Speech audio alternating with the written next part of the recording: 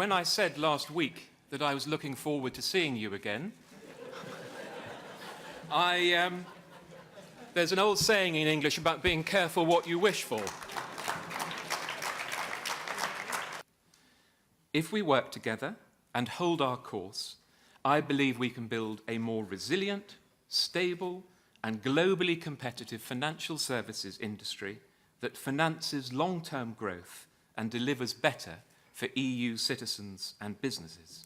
I will be a European Commissioner for all 28, and I will work with you as hard as I know how to make this vision a reality. Yes, I think it's important that the nature of the cooperation between us and the United States is entrenched within TTIP so that we can have more muscle and a framework behind it. On the Capital Markets Union, I think that our overall aims are that investors can have a degree of confidence and protection when they're making their investment. We want to encourage, of course, the free flow of capital. To do that, I think we need to create a single market for European financial instruments to help foster funding for SMEs in particular and other long-term projects.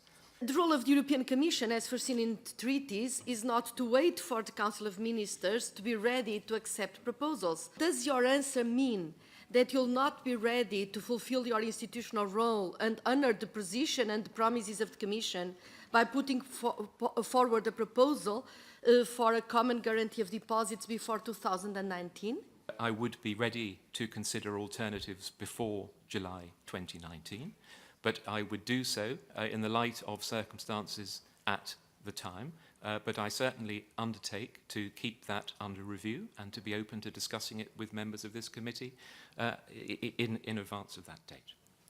If you could actually try and give us an idea as to how you're going to make that SME growth market accessible for both investors and consumers. In terms of where the money comes from, I don't mind whether it's coming from bank funding or from other alternative fundings, but under the CMU, under the Capital Markets Union, we need to increase the diversity of that funding. We have to make sure that SMEs who are taking that first step of trying to raise capital, that the administrative burdens on them are proportionate and appropriate, and that they have fewer obligations in terms of complying with things like audited accounts. Est-ce que vous êtes bien d'accord pour dire qu'on va coopérer avec les autres, d'ailleurs qu'on en discutera aussi souvent que possible entre nous, mais que vous aurez bien à cœur de défendre le fait qu'il y a des spécificités européennes et qu'il faut moins harmoniser les règles qu'arriver à trouver avec les autres des solutions justes? That the best way to ensure effective regulation and supervision in an international context is equivalence. It can't be a one-way street, and other jurisdictions must have in place effective mechanisms themselves to recognise the validity of our rules. That, I think, would be the way that I would attempt to proceed with the job when I'm in these international fora, which I hope you would agree is a practical and, I hope, outcomes-based way forward.